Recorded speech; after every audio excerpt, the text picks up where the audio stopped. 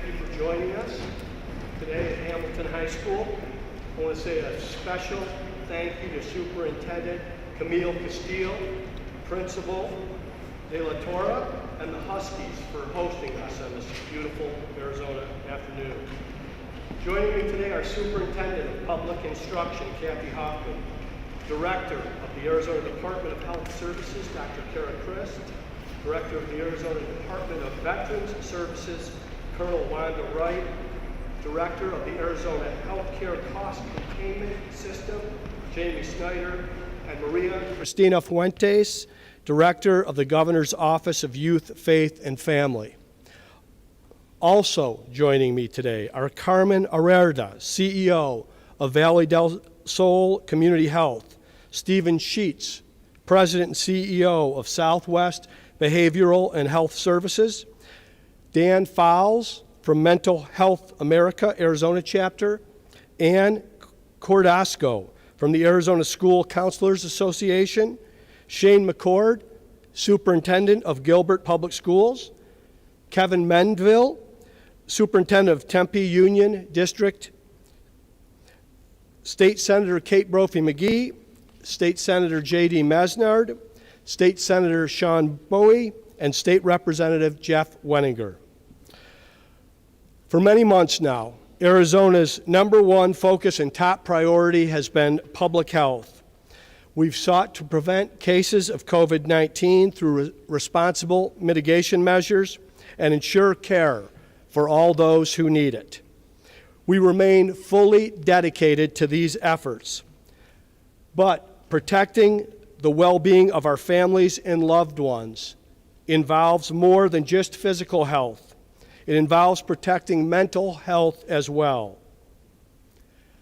Last year, 1,500 Arizonans died by suicide. That means, on average, a suicide occurred every 6 hours in our state, and that was before the pandemic. New national reports paint a worrying trend. According to a study in the Journal of the American Medical Association, Americans reporting symptoms of depression registered a threefold jump compared to before the pandemic. And according to the CDC, the percentage of adults reporting thoughts of suicide in the past 30 days rose to more than 1 in 10, an increase of more than double compared to 2 years earlier. These aren't just statistics, they represent people in our lives, our parents, our kids, our friends, our neighbors, and our coworkers. Many of them are struggling during this time of increased isolation and heightened stress, and we must be there for them. As you can see from the people joining me here today, Arizona is united in this effort. Together, we are working collaboratively to ensure that no one falls through the cracks, that everyone has the mental health support and safety net that they need. We also know that some are more vulnerable to suicide than others. They include our seniors, our veterans, and our young people. The speakers with me today will talk about some of the actions Arizona is taking to specifically support them. I want to start by recognizing 2 leaders from our legislature whose work is saving lives. They are Senator Kate Brophy-McGee and Representative Jeff Wenninger. Earlier this year, they passed a bill, Jake's Law, that requires health care insurers to cover mental health without additional barriers, just like they would cover an annual physical. Now, Jake's Law, their bill, is the law of the land. Senator Kate Brophy-McGee and Representative Jeff Wenninger have worked tirelessly to make sure there are resources available for families and young people in mental health distress, and I'm grateful for their leadership and partnership. I also want to recognize Dr. Kara Christ and her excellent team at the Arizona Department of Health Services. In January, they launched Arizona's Suicide Action Plan with the goal of improving mental health, collecting new data, and ensuring treatment and support services are available in all our communities. Dr. Christ will provide an update on these efforts. When it comes to our veterans, Arizona will always honor their service while working to ensure that they have access to the benefits and support they have earned and deserve. The Arizona Department of Veterans Services, led by Colonel Wanda Wright, has made mental health one of their top priorities. Their efforts to expand peer-to-peer support and vital services, known as the Be Connected program, have received national recognition, and they've helped train thousands of people to assist with resource navigation. Colonel Wright will speak on these efforts shortly. Lastly, I want to talk about a population that is especially at risk: our young people. Tragically, among children ages 10 to 14 years old in Arizona, suicide is the leading cause of death.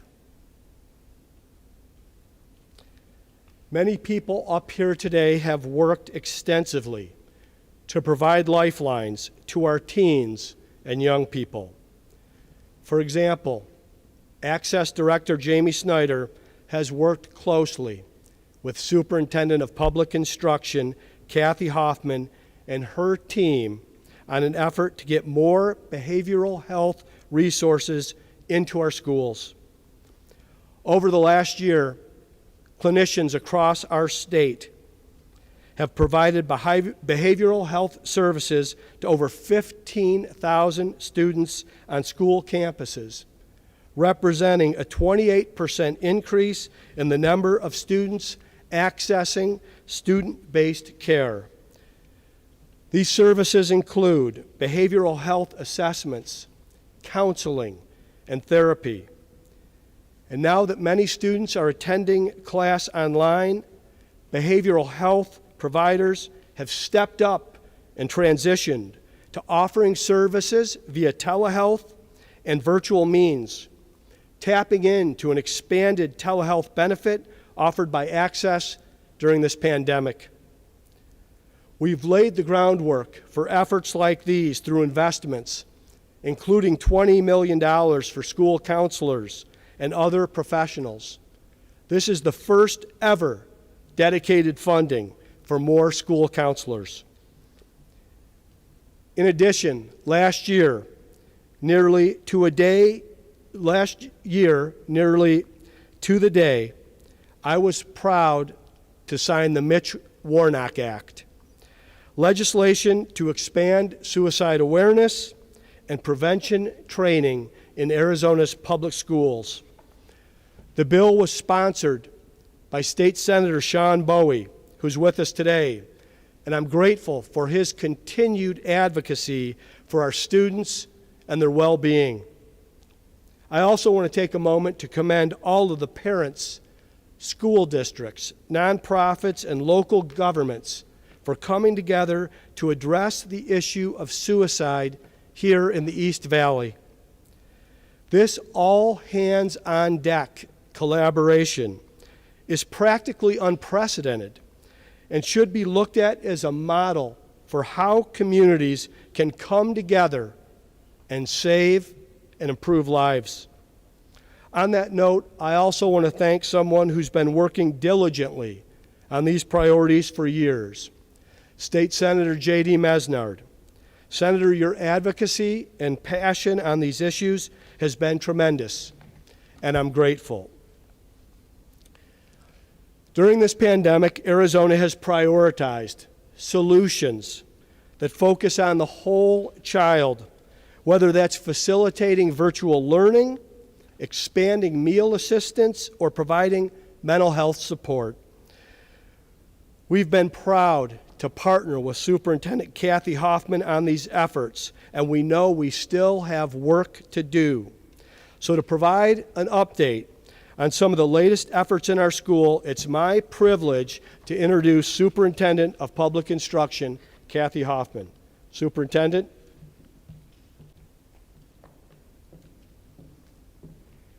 Thank you, Governor Ducey. Good afternoon, everyone. Thank you all for joining us here today.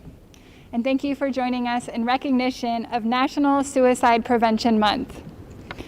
We all have a role to play in preventing suicide, and we know that the loss of a single student or school staff member is absolutely devastating to a school community. And as educators, we are often the first to recognize when a student or colleague is experiencing a mental health crisis. As schools across Arizona navigate this unprecedented school year, it is more important than ever that we renew our dedication to suicide prevention and mental health. Like all Arizonans, our students and staff have grappled with so many changes and hardships over the past 6 months. Last year, as Governor Ducey mentioned, over 1,500 Arizonans died by suicide. The risk is especially pronounced for young people, especially Native American students and LGBTQ students. One loss of life to suicide is one too many, which is exactly why the Arizona Department of Education's School Safety and Social Wellness team continues to work closely with Access to provide free suicide prevention trainings and other resources to school staff and community members. It is also why we made releasing Arizona's new social emotional learning competencies a priority last month. More information can be found on our website, azed.gov. This has been a difficult year for our schools, but in the face of these new challenges, our schools have shown their unwavering commitment to supporting students, families, and entire school communities. No student or educator is alone, and schools remain a safe place to talk with a trusted adult. Together, we can reduce the stigma around mental health, and we can ensure that every child and adult in our schools feels safe, healthy, and supported. Thank you again for being here for this important conversation.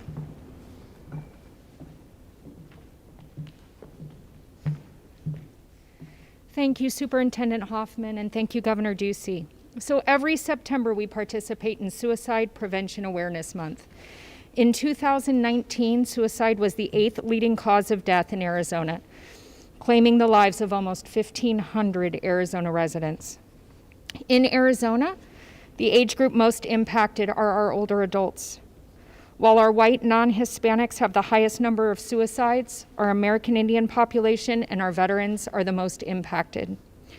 Our rural counties are also more significantly impacted than our population centers. Compared to adults, suicide ranks higher in the leading causes of death for children, but more concerning than suicide are the upstream actions that lead to suicide. During the most recent Youth Risk Behavior Surveillance System survey, we gained some alarming insights about our state's youth. This survey occurs every 2 years, and it asks 9th through 12th graders about risk-taking behavior, and the last one was done in 2019. For example, one question to ask, during the past 12 months, did you ever feel so sad or hopeless, almost every day for 2 weeks or more in a row, that you stopped doing some usual activities? In 2019, over 40% of Arizona students reported feeling sad or hopeless for almost every day for 2 weeks or more. This is higher than the national estimate of 36.7%. And almost 21% of the high schoolers responded and indicated that they had contemplated suicide. 16% had made a plan, 10% reported a suicide attempt, and 4% reported that the attempt resulted in an injury that required medical attention. As a mother, this information is worrisome, and these data indicate a critical need for our coping strategies and access to mental health services for our youth. Since the release in January of the Suicide Prevention Action Plan, many activities have taken place and are especially critical during the COVID-19 pandemic. A couple of the highlights include the launch of a public-facing suicide data dashboard at azhealth.gov, supporting suicide prevention capacity as part of a worksite wellness program, promoting protective factors such as financial resources and support services that build resiliency among families and communities, screening for perinatal depression in home visiting programs, encouraging social connectedness to combat loneliness and isolation, and working on the development of a public campaign promoting social connectedness. ADHS is also currently working with the Phoenix Suns and the Phoenix Mercury to promote the Must Stop Bullying campaign, public awareness campaign, through a variety of social media and broadcast platforms in both English and Spanish. And we're coordinating the bullying prevention training for schools, school districts, and community organizations. With the onset of COVID-19, the training has been offered virtually and incorporates a focus on creating positive home climates to promote learning, prevent stress, and protect youth against cyberbullying. So far in 2020, 21 trainings have been provided statewide, reaching 638 school administrators and community partners. Last week, to switch topics, we discussed the importance of getting your influenza shot, especially with COVID-19 circulating in our community, and recommended that everyone who can get vaccinated get an immunization as soon as they can. I want to remind everybody that influenza vaccine is safe and is the best prevention tool we have against influenza. We anticipate ample supplies of influenza vaccine this year, and everyone who is 6 months or older should get their influenza shot. The way that it works is every year the vaccine starts to come out in small amounts in August. Supply will increase as we go through September, and it will become widely available by October. We'll continue to receive additional doses through January, and we anticipate having more vaccine available this year than previous years. Tomorrow, ADHS will launch our new flu public service campaign, Roll Up Your Sleeve. This encourages everyone to get an influenza shot to protect themselves and to protect others. We will be announcing more specifics about our new website with the launch. But it's not too early to get your flu shot. Vaccine is currently available in our communities, with more coming in the near future. And I encourage everyone to get their influenza shot as soon as possible. We also wanted to provide a brief update on Arizona's gradual reopening. As of this morning, 12 counties met the benchmarks for categories that allow certain businesses to open with reduced occupancy and strict public health requirements. We have 10 counties in the moderate category, and that does include Maricopa, Pima, and Pinal. And we have 2, Greenlee and La Paz, in the minimal category. To date, 1,677 gyms, bars providing dine-in services, water parks, and movie theaters have filed attestations agreeing to open with a reduced occupancy and comply with the prevention requirements. This is critical to reducing the spread and continuing to open businesses across the state.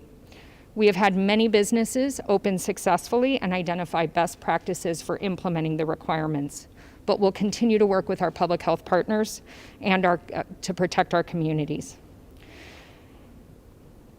Currently, for schools, 11 counties have met the benchmarks to return to the classroom, and many schools have made the decision to return to a hybrid learning model. We encourage parents to review their school's mitigation plans and determine the best method for education for their families. And last week, Superintendent Hoffman and I sent a joint letter to schools encouraging them to stress the importance of influenza vaccination to their staff, students, and families. From COVID-19 to influenza to suicide, there are so many challenges that people across the state are facing. So while we have prioritized suicide prevention strategies over the past few years, The impact of COVID-19 makes it more important than ever. It's important to stay socially connected. We need everyone to do their part. We need everyone to stay socially connected and continue to stop the spread of influenza and COVID-19 in our communities. Suicide is preventable, and there are resources that can help. You can find information about our suicide plan and additional resources, as well as information on influenza and COVID-19 at azhealth.gov. So now I'd like to introduce Colonel Wanda Wright, Director of the Arizona Department of Veterans Services. Afternoon. As veterans, we are trained to be warriors, strong, resourceful, and resilient. Stigma continues to surround the veteran community, telling us that we can't reach out for help and still be all that I just named. And that's just not true. Here are the facts. According to 2019 report, the number of veteran and military suicides has exceeded 6,000 each year from 2008 to 2017. While veterans make up just 8.5% of the total U.S. population, they account for 18% of total deaths from suicide nationally in Arizona. In Arizona, the risk of suicide is 3 times higher for veterans than non-veterans, and the risk of suicide is 4 times higher for older veterans than non-veterans. We know that completed suicides are only the tip of the iceberg of a larger, ongoing mental health crisis, and that many more veterans are struggling with suicidal ideations and attempts. In order to truly honor the service and sacrifice of our veterans, we must identify and support initiatives that help those that serve and their families in not only navigating, but also thriving in civilian life. Our Be Connected program is a statewide partnership that eases access to support and resources for the over 500,000 plus service members, veterans, and their families who call Arizona home.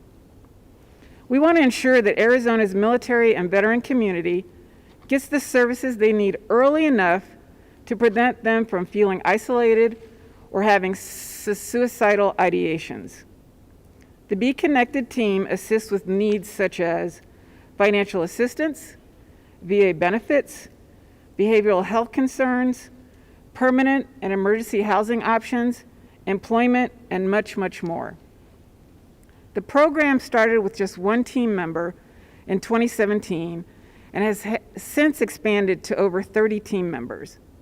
Since then, Be Connected has completed over 30,000 encounters, connecting Arizona's to community resources by phone, online, or in person. We've also trained over 4,000 people, equipping them with the right tools to serve their communities. Through this program, we hear the trials of so many facing hardship. We know that 70% of the veterans who die by suicide are not connected to the VA healthcare system. This tells us that our communities must take care of our veterans. We all play a part. Check on your neighbors and loved ones. If someone says something that sounds like they may injure themselves or someone else, take action. Call 911. Report their post on Facebook. Reach out to Be Connected. Veterans needing resources and those who know of a veteran who need help can call Be Connected at 1-866-4-AZ-VETS or 1-866-429-8387 or visit www.beconnectedaz.org. Thank you.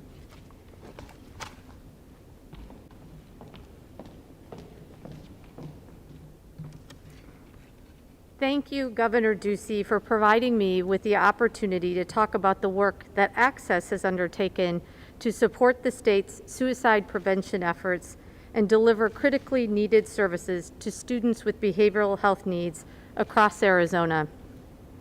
Let's start with what we know. 1 in 5 youth will experience a mental health challenge at some point during their life. 17.1 million youth under the age of 18 have or have had a psychiatric condition, more than the number of children with cancer, diabetes, and AIDS combined. And 7.4% of children in the United States obtain mental or behavioral health services each year.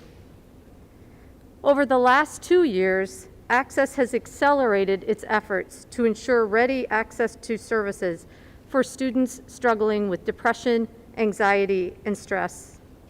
And particularly now, as students are faced with navigating an unfamiliar world in the midst of a global pandemic. The focus for Access and the Medicaid health plans that serve the state has been on meeting students where they're at, on school campuses, either through school-employed clinicians or through community-based behavioral health service providers who've entered into an agreement with the school district to offer services on campus. In addition to providing behavioral health services to over 15,000 students on campus last year, as the governor mentioned, through its Project Aware grant, Access has partnered with the Arizona Department of Education and Superintendent Hoffman, as well as 3 school districts, the Babo Kivri schools on the Tohono O'odham Nation, the Glendale Unified School District, and the Sunnyside Unified School District in Tucson, to provide suicide prevention resources, including workforce development training to over 5,000 school staff, as well as awareness training to members of the community.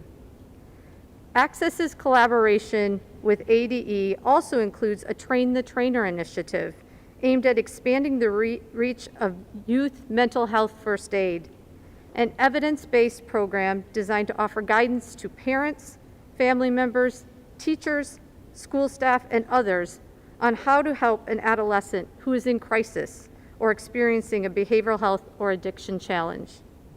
It is estimated that the 62 individuals trained through the program will reach over 5,500 Arizonans each year. In June, Access worked with the Arizona Department of Health Services and the Crisis Response Network to launch the Resilient Arizona Crisis Counseling Program, which offers 100% free and confidential guidance to individuals, including adults and children impacted by the pandemic, providing emotional support, crisis counseling, and a connection to community resources. To date, over 10,000 individuals have been served by the program. If you or your loved ones are in need of support, simply dial 211 on your phone, and one of 6 trained behavioral health service providers will be available to assist you. In July, Access was awarded a federal emergency suicide prevention grant.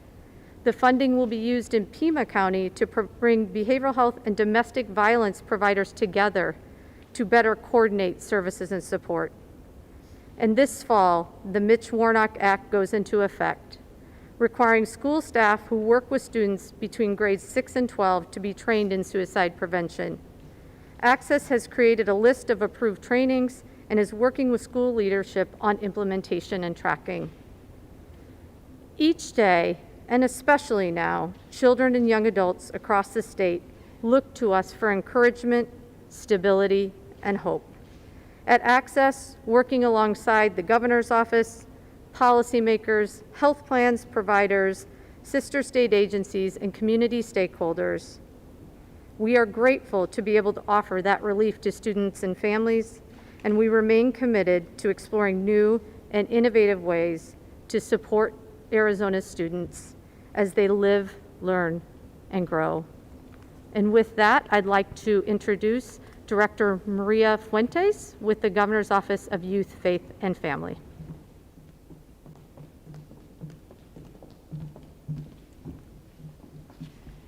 Hola, muy buenas tardes. Mi nombre es María Cristina Fuentes y soy la directora de la Oficina del Gobernador para Programas de Juventud, Fe y Familia. Estoy muy orgullosa de estar aquí junto al gobernador Ducey y la doctora Crist y nuestros colaboradores todos unidos para enfrentar y atender la necesidad de proporcionar servicios de primer orden para los residentes de Arizona que sufren de ideación suicidia o de problemas de salud mental. Desde hace varios meses, el enfoque principal y la máxima prioridad de Arizona ha sido la salud pública. Todos unidos y trabajando para prevenir los casos de COVID a través de medidas de mitigación responsables y a la vez asegurar que el cuidado de las personas que lo necesiten esté disponible. Seguimos comprometidos con esos esfuerzos. A la misma vez, sabemos que proteger el bienestar de nuestras familias y de seres queridos conlleva más que la salud física. Implica también proteger la salud mental. El año pasado, 1.500 ciudadanos de Arizona murieron por suicidio. Eso significa que en promedio, un suicidio ocurrió aproximadamente cada 6 horas en nuestro estado. Y eso fue antes de la pandemia. Los nuevos informes nacionales muestran unas tendencias más preocupantes.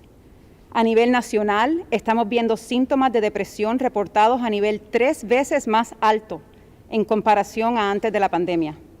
El porcentaje de adultos que han reportado pensamientos suicidas es más que el doble comparado de hace 2 años. Y estas no son estadísticas, estas representan personas en nuestras vidas, nuestros padres, nuestros hijos, nuestros vecinos, nuestros amigos en nuestros trabajos. Muchos de ellos están luchando en silencio durante esta época de distanciamiento físico y de mayor estrés. Todos aquí y muchos compañeros más estamos trabajando juntos en colaboración para asegurar que todos cuenten con el apoyo que necesitan en estos tiempos tan difíciles. La doctora Christ y su equipo de salud en enero lanzaron el Plan de Acción contra el Suicidio en Arizona. Este plan tiene como objetivo mejorar la salud mental, recopilar nuevos datos y asegurar que los servicios de tratamiento y apoyo estén disponibles para todos en nuestras comunidades. La directora Wright, en colaboración con muchos de nosotros, ha hecho la salud mental de nuestros veteranos una de sus más altas prioridades. Y un gran ejemplo es el programa Be Connected, el cual ha recibido reconocimiento nacional. Por último, quiero hablar de una población que es especialmente alta en riesgo, y esos son nuestros jóvenes. Trágicamente, el suicidio es la principal causa de muerte entre los niños de 10 a 14 años. A través de los últimos 2 años hemos trabajado para aumentar los servicios de salud mental disponibles para nuestros jóvenes y nuestros adolescentes. En particular, hemos incrementado el acceso a servicios en las escuelas y ahora, dado la pandemia, también a través de la telesalud. Estos servicios incluyen evaluaciones, asesoramientos y terapias. Y estoy muy agradecida de ser parte de un grupo diverso de líderes y con la misma meta de ver la salud de todos en Arizona en términos de la salud física y la salud mental. Todos unidos podemos prevenir tragedias y asegurarnos que todo el que necesite servicios de salud mental tenga acceso a ello. Muchas gracias. Muchas gracias, Director Fuentes, and thank you once again to everyone across our state for working every day to save lives. I think you can see that this is a top priority, but we cannot do it alone. We need everyone in the community, parents, teachers, children, coaches, friends, co-workers, and more, to know the signs of someone struggling with mental health and how to act. To get more information about suicide prevention, please visit azaccess.gov/suicide prevention. And if you are someone struggling with mental health, please know that you are never alone. There is help and there is always hope. To talk with someone immediately, call 1-800-273-TALK. Again, that number is 1-800-273-TALK. Together, we can prevent suicide and look out for one another. And with that, we'll take some questions. Patrick? Hi, Governor. Let me start something which is sort of related to the issue of depression. We are within perhaps 2 weeks of 400,000 Arizonans losing an extra $300 a week federal benefits. What we heard out of Congress this morning is it's not going to happen. You've got folks who are looking for work, many of whom are out of work because of the policies that have kept businesses closed, like restaurants and bars. So what are you going to do about these 400,000 Arizonans who are suddenly going to find themselves with less than half of what they were earning? So first I want to say this has been a priority for Arizona from day one inside our administration to make certain that no one falls through the cracks or falls through the social safety net. It's part of the reason that we work so hard to balance the budget, to put up money in the rainy day fund. And over the last several months, the state of Arizona has distributed over $10.7 billion in relief funds to 1.3 million Arizonans. Today, we're able to do that. We are calling on Congress to act. We need Congress to do their job. They should stop playing partisan politics and get back to work. President Trump and the administration, through executive order, put forward dollars that Arizona was able to take advantage of, $725 million to plus up benefits, plus $300. They put those dollars forward, and what did Congress do? They went on recess. And now they're coming back, and they can't find a solution. There's time for them to act. They should act. But absent, you've been, in all the years I've covered you, you've not exactly been a fan of Congress and their ability to act. So what's the backup plan for 400,000 Arizonans? Arizona today has options. We have money in the bank. We've been financially responsible. But what you're asking about is a hypothetical. This is on Congress for them to do their job. So just real quick. That's the answer. It's on Congress. Plan ahead. Could you live on $240 a week, Governor? This is on Congress.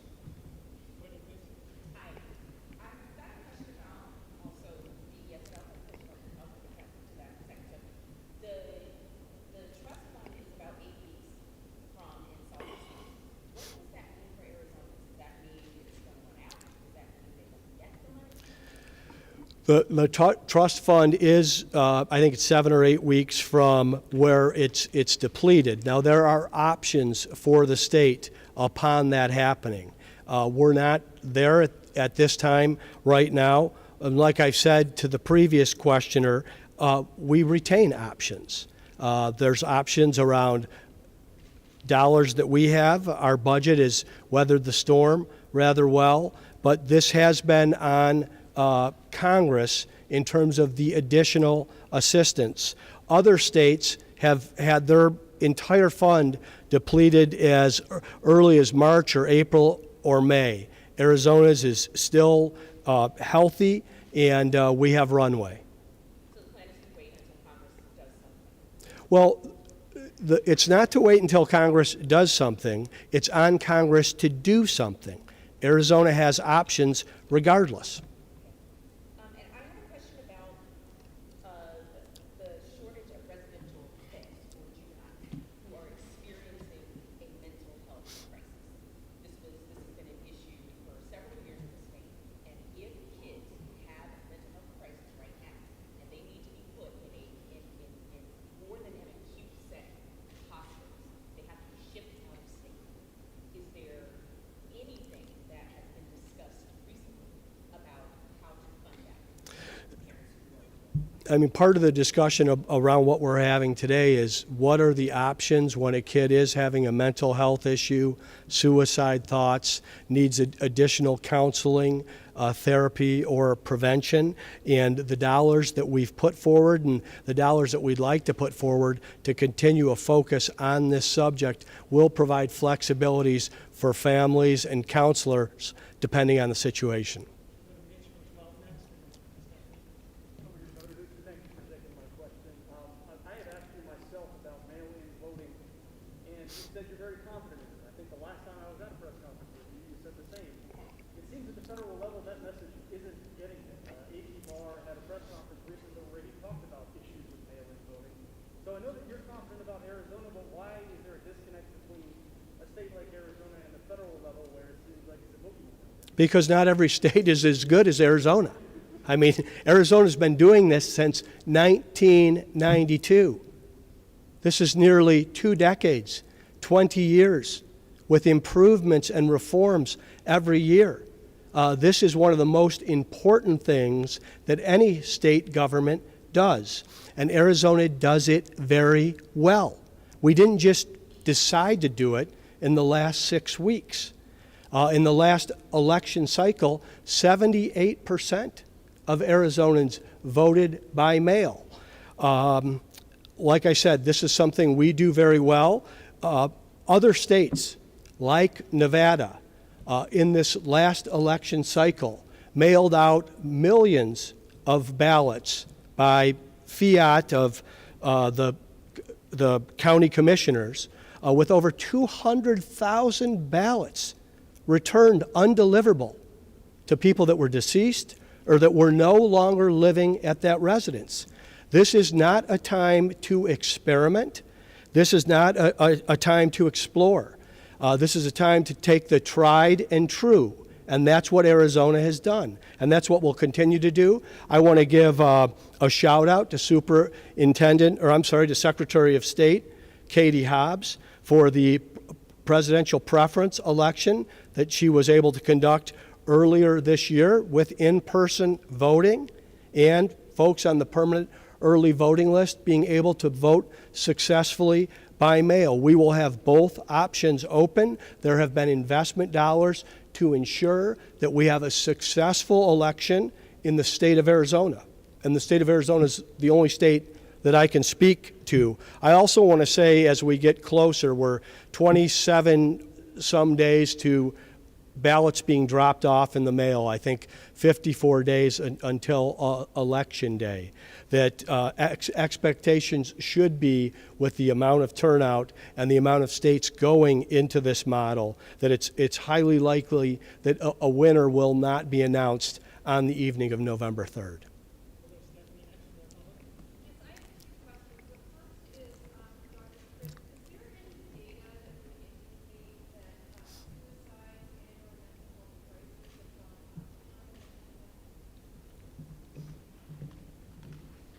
Thanks, Stephanie. So the recent articles that were in JAMA and the one that was provided by CDC are showing the impacts of COVID-19 on our mental health, and that as we are with our data in Arizona, we rely on our death certificates, and they're about 6 months delayed.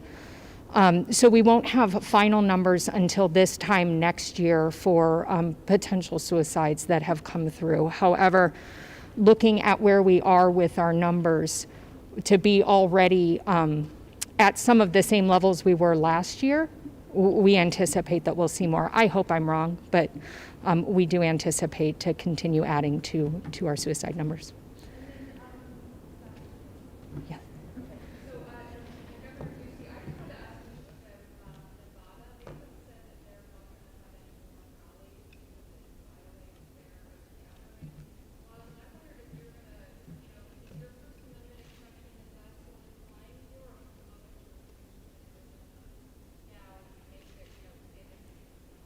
The constitutional rights of Arizonans are going to be protected. They've been protected the entire time. They're non-negotiable.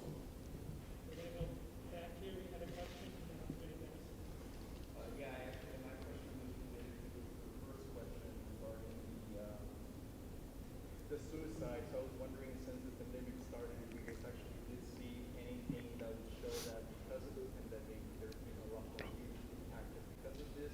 You know, answer that, but I don't know if you can add anything to it, or regarding those that are most prone to attempt suicide. I know you mentioned a lot of statistics. You mentioned Hispanics, Native Americans, people from the community are impacted a lot because of this. So I was just wondering if you actually seen this grow during the pandemic, at least for us. Well, I'm going to let Dr. Chris talk to the specifics around public health and mental health.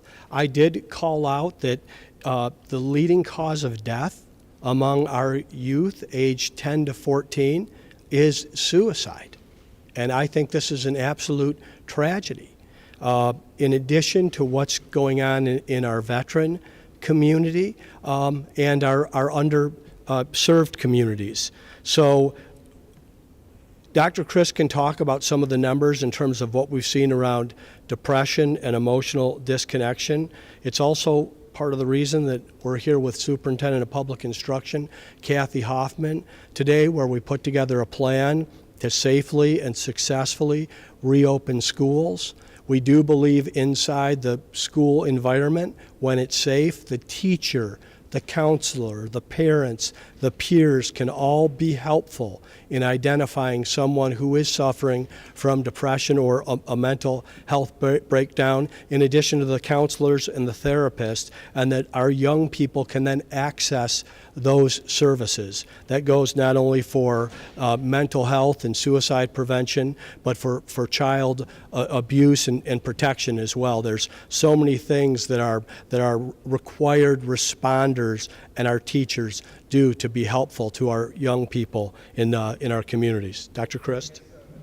I'm going to let Dr. Christ go ahead, finish that question, please.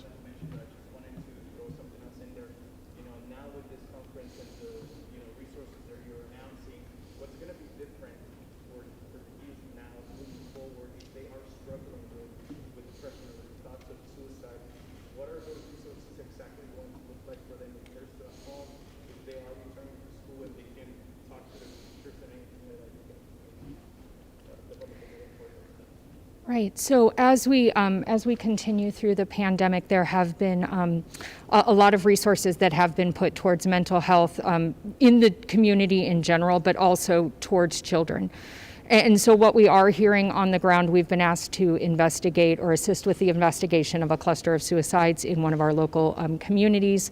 We are hearing that there are increased deaths of despair, including drug overdoses, suicides. And so we continue to monitor that. I think with the influx of these resources, what we're going to see is we will see increased training of school counselors, of teachers that will be able to reach out, identify students that may be at risk. We've provided funding to 211 so that they can provide additional resources to people who may be struggling and need additional assistance. We will be doing these PSAs so to stay socially connected, how to reach out to people, in addition to assisting with the bullying. We did hear that that was an issue with our youth. That was one of the maternal and child health block grant topics. And so that has been another reach out, especially as we're doing more virtual learning, there's an increased potential for cyberbullying. I want to say before Dennis's question is my heart really goes out to any parent, family, or child dealing with any of these mental health or depression issues. And I would like to ask all of our parents, especially if your children are still home, to engage in that conversation, to reach out and just check how your child is doing. We have resources, and we're going to post the website and the phone number again, but there's no substitute for early detection, the conversation, and then the counseling that follows, and encourage every parent and family to take advantage of the state resources that are available. And if you need to reach out to your local school or superintendent, even through distance learning, the counselors are still available. I just had a quick question for the superintendent. We are talking about suicide prevention, whatnot, with Dr. Harris, and she gave us some pretty grim numbers. 40% of students, I believe, said that they felt sad for 2 weeks or longer. That's all. 16% said they planned their suicide. The governor mentioned that it's the number one killer for 10 to 14-year-olds. Does this make the case that we need even more school counselors on campus here? Would that help mitigate some of this? And last I checked, Arizona still has one of the worst, if not the worst, ratio for students to counselors in the country. Does this make the case we need more? Yes, it does. These data are absolutely devastating for us here in Arizona and for our school communities. And so we have made progress in this area. As was mentioned last year, the addition of $20 million dedicated to expand the school safety program to allow for that funding to be used to hire school counselors and social workers for the first time ever. So we have seen an increase since last year in the number of school counselors and social workers in our schools. But with that funding, we were only able to fund roughly half of the applications that schools requested. So there is clearly a strong need from our schools. That my view is that every school should have a counselor and or social work, because we do have very high rates of poverty in our state, and there's just the need is evident. So I would like to see continued investment in those types of supports. And we are doing, as was mentioned too, about tons of different trainings, professional development, even with some of the CARES Act funding for our educators, but also the work that was happening pre-COVID from the department in training educators and making sure we're doing everything we can.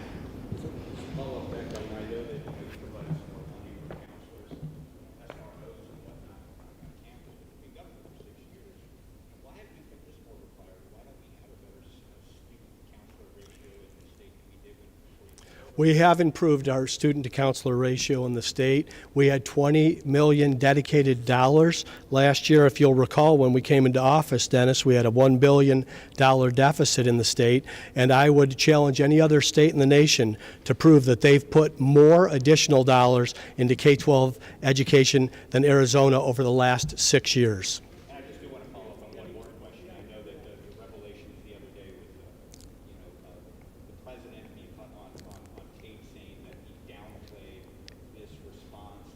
Do you feel like he has been honest? Do you think that would have changed your response to this coronavirus had he been more forthright with you?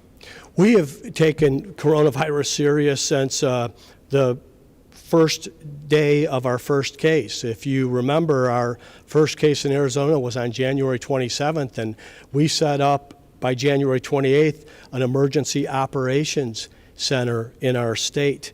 We were already having responsiveness from the federal government. Arizona was one of the first 5 states in the nation that on March 2nd had funding from the Centers for Disease Control for additional testing. And in Arizona, we declared a public health emergency on March 11th with our first executive order to make certain that we protected our elderly in long-term care. So we've taken it seriously the entire time. Real quick, though, I know that on March 7th, when that recording, or February 7th, that recording was made, but the president he did rally at the Memorial Coliseum on February 19th. Do you feel like he put Arizonans at risk? Because he expressed that he knew this was an airborne disease in that case. Well, you are taking a comment out of context, and if you look at our spread in Arizona from January, February, March, April, May, it wasn't until June that we saw where we had our issues with increases in cases. And on anything that we've needed in terms of responsiveness, I've shared with you about the ventilators that we need. Even when Arizona writ large wasn't going through a real challenge, Navajo Nation was. And the responsiveness and delivery from the president and the coronavirus task force has been consistent with real urgency.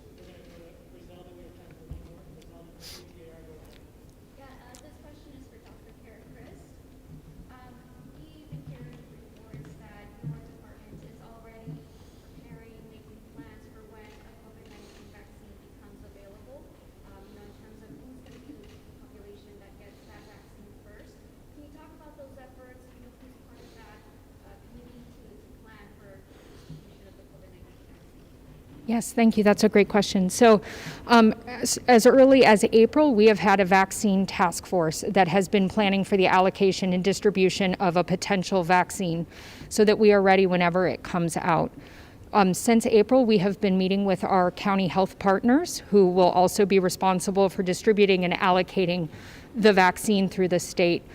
When we had this issue back in 2009 and were responsible for getting out the 2009 influenza vaccine, we worked very closely with our community partners because it's our community providers and our large mass immunizers that are going to do the bulk of the immunizations.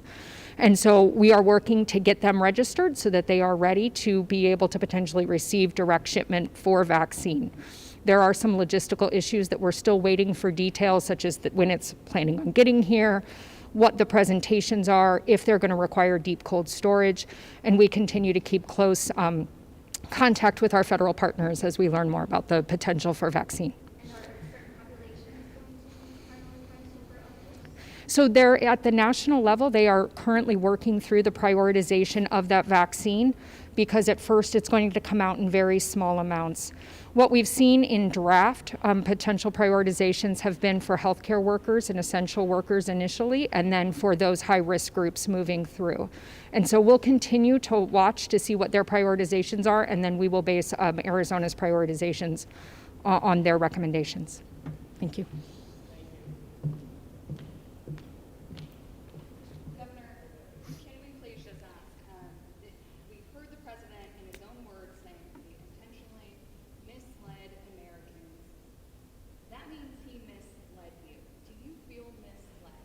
I do not feel misled. Like I said, and I'll repeat myself, is there has been a sense of urgency and seriousness about this since day one in terms of the cases in Arizona. An emergency operations center set up on January 28th. And the question was also, can you trust the president and the administration? Well, trust is built through experience and actions. And on every ask that the state of Arizona has had, either to the president or the administration, they have delivered.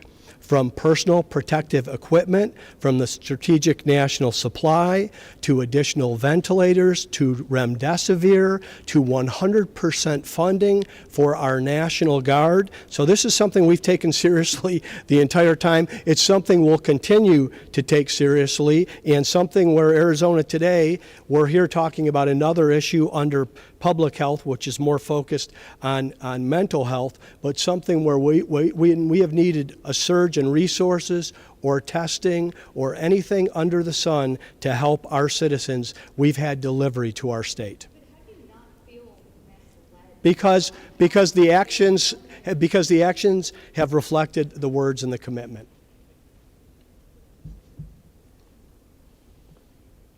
Last question over here.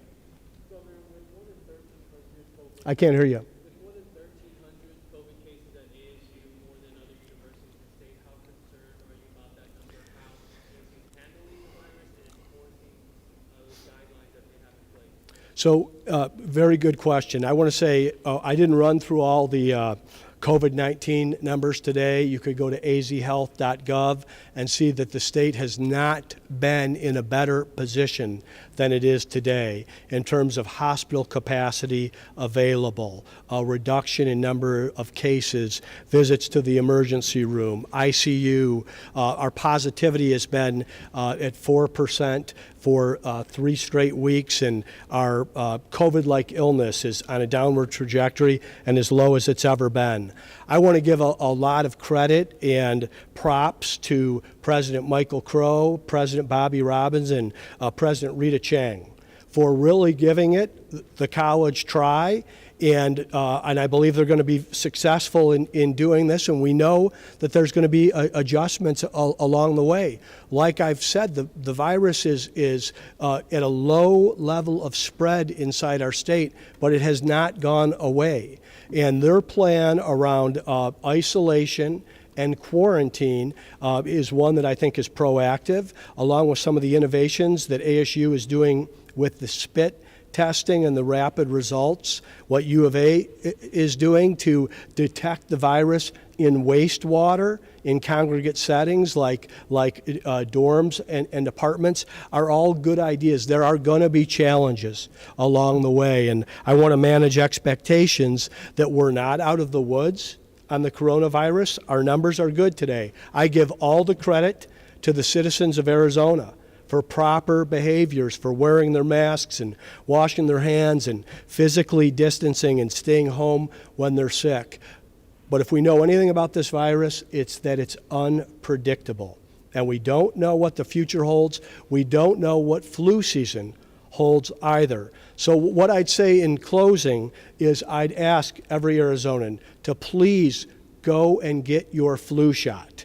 Get your flu shot, get a flu shot for your family, continue the good behaviors that you've had. Let's keep those disciplines up through the fall. And if you are having an issue around mental health or these issues, please take advantage of the websites and the call lines and the resources that the state has for you. And remember to continue to wear your masks in public. Thank you. Have a great day. Did you know that Trump's plan was to downplay the coronavirus back in February? I answered this question twice. Thanks very much, everybody.